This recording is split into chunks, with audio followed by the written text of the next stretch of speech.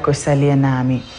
Na sasa tuvuke moja kwa moja hadi kwenye ukumbi wa Bomas ambapo mazungumzo ya maridhiano yamerejelea vikao vyake mapema hii leo katika ukumbi wa Bomas hapa Nairobi. Katika kikao kilichoanza asubuhi, baadhi ya mawaziri walipewa fursa ya kutoa hoja zao kwa kamati hiyo. Hebu tusikilize kinachoendelea sasa. Telling us what plans they have. They want to come after Juguna or Juguna first? After Juguna, because they need to hear him. I think so. Yes. Prof. But, I think everybody is really looking for you. They want to hear. Give a bit of comfort like you did to Hinga. But you should be the last. Chair. I think Kenyans need a bit of comfort. Chair, yeah. I thought you could be the last after this. After the rest are finished, then he wraps up. Well, what do you feel? Either way. I'm okay, Chairman, with wrapping up, because... Wrapping up? Yes. Okay. So we it go will, to Bilo? it will all come to you.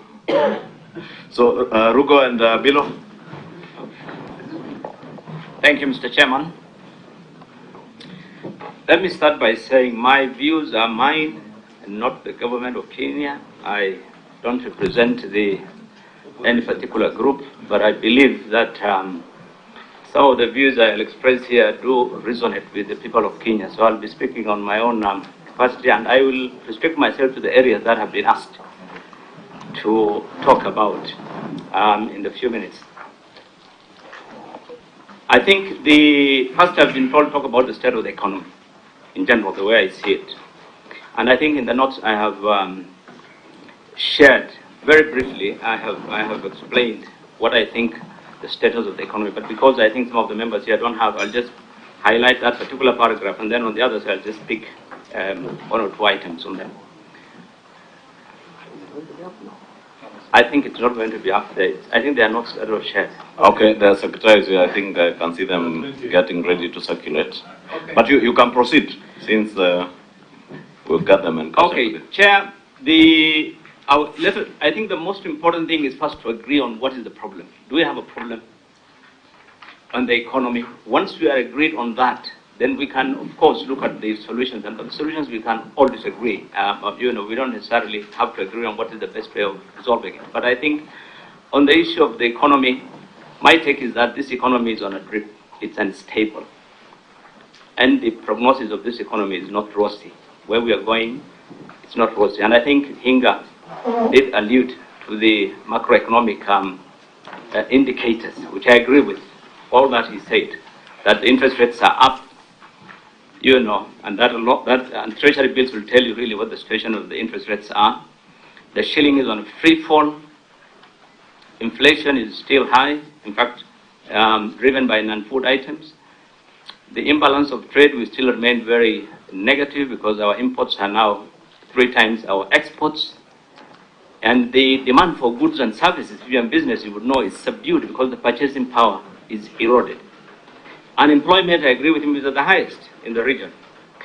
And we all know, all Kenyans will tell you that the high cost of living has defied our dignity. People are living in a way that really does not represent what we should be as people of Kenya. And we are all on loans. It's not only the government. The government's loan of about 11 trillion almost, but look at how Kenyans themselves are hooked to loans.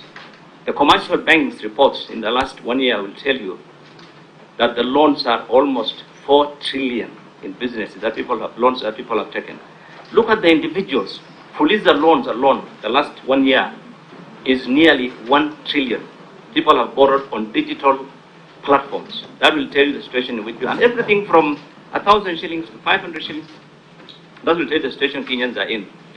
And but I think for me the most important thing is the public debt, which remains the elephant in the room. Our problem of this economy is largely because of the huge public debt. This is what is driving our high taxes. This is what is, the enhanced exchange risks and the high interest rates. All our challenges seem to be, but what is causing that, I'll come to it later, why we have this huge public debt. The global increases in prices of raw materials, Mr. Chairman, including oil, including the disruption of the food supply chain, the high inflation measures that have been, mitigation measures in other parts of the world, All these things, plus locally, the high cost of energy, the high cost of power, and taxes, they have all contributed significantly to the worsening business environment in this country. Not to mention our usual constants. I use the word constants because corruption and poor governance does contribute significantly to some of the problems that we have in this country. And these are constants because we are not able to do something significant in terms of changing those two, dealing with those two issues. Now, let me just specifically talk on the taxes and levies. I think one of the things that the Kenya Kwanza administration has placed as its top priority, Mr. Chairman, is tax collection, revenue collection. And I have said, in short, what I want to say is that this ardent desire for trillions more in taxes is going to spur increased spending in government, Mr. Chairman.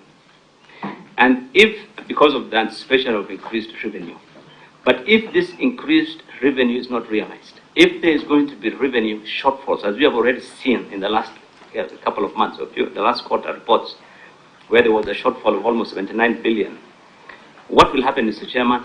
There's going to be increased borrowing. There's going to be increased borrowing. This is the challenge with asking for more money. And it's premised on the fact that, we are not paying taxes. But I think in my notes you will see that the average tax revenue as a percentage of GDP, which is the measure that is used globally to see whether people are paying taxes in a country or not, is 17%, and is above the average for Africa, which is 16%. And I can tell you, compare that to Egypt and Ghana, where the ratio is 12.5% and 11.3%. Compare that with Uganda and Tanzania, where it's 11.4 and 11.7%. We are paying taxes. And in fact, the annual tax revenue collected by Kenya government through KRA is more than the revenue collected by all the 5 East African countries combined, Mr. Chairman, until last year when the shilling depreciated, and because of that, the figures are a bit slightly, marginally lower. But for all those years, from the time I was in Parliament, we have always collected more money than all the other East African countries. So in my assessment, revenue is not the issue. And we'll come to that. Corporation tax, of course, we still are one of the highest. Compare that to countries which are close to us. We are 30%. We are going down, I think Treasury did announce. But compared to the most expensive countries with corporation tax, 28 Egypt, 22.5% Egypt, 28 South Africa, Algeria, 25 Ghana, 25. So do we need to review our taxes downwards? Yes, Mr. Chairman. Particularly those taxes which affect food, the taxes that affect fuel, industrial raw materials, and construction industry. These are critical. If you want to grow the economy, let us look at how to review those taxes down. Mr. Chairman, I want to also talk about the, the direct taxes very briefly. And I think the issue, one of them is housing. I've been asked to comment on. I have listened to the, the PS housing, and I agree with him that, some of those things that he has said. But I don't think anybody is disputing the need for houses. I think the issue that has been labored a lot in this country is that the impact it has on the disposable income of Kenyans at this particular time when the economy is very bad. That is one of the things that we have said. 2, does the government need to build houses? Why don't we let the market do its work? Why is the government getting involved into everything? I'm going to come up with some of the things that the policies that the government has come up with, which really is inimical to the objectives of the market or liberalization. And my friend Professor Ndungu is very keen on the issue of markets. But I think in the next few years, as he mentioned, there will be hundreds of billions that will be collected. Probably 300 billion by 2027, 2026. Does the government have the capacity to absorb all that money? The little amount of money that goes to development every year, we average around 500, 600, 700 billion. In the past, 800 billion. Look at our absorption rate, and that is 20 ministries spending money on development. Here we have one government entity that is going to spend 300 billion, 400 billion in the next few years in terms of the inefficiencies and all that. Let us look at it.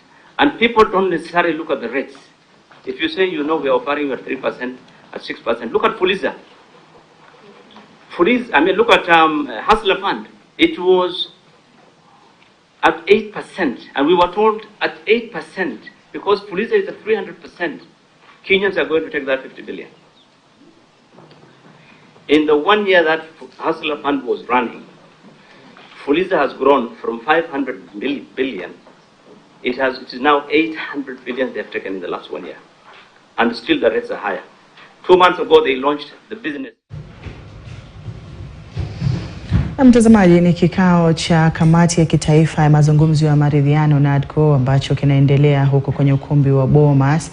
Baadhi ya viongozi kutoka wizara tatu muhimu wakiwa wamepewa fursa ya kuwasilisha vile pia mapendekezo yao mbele ya kamati hiyo kuhusiana na kukabiliana na kupanda kwa gharama ya maisha. Wizara ya vile fedha na pamoja na ile wizara ya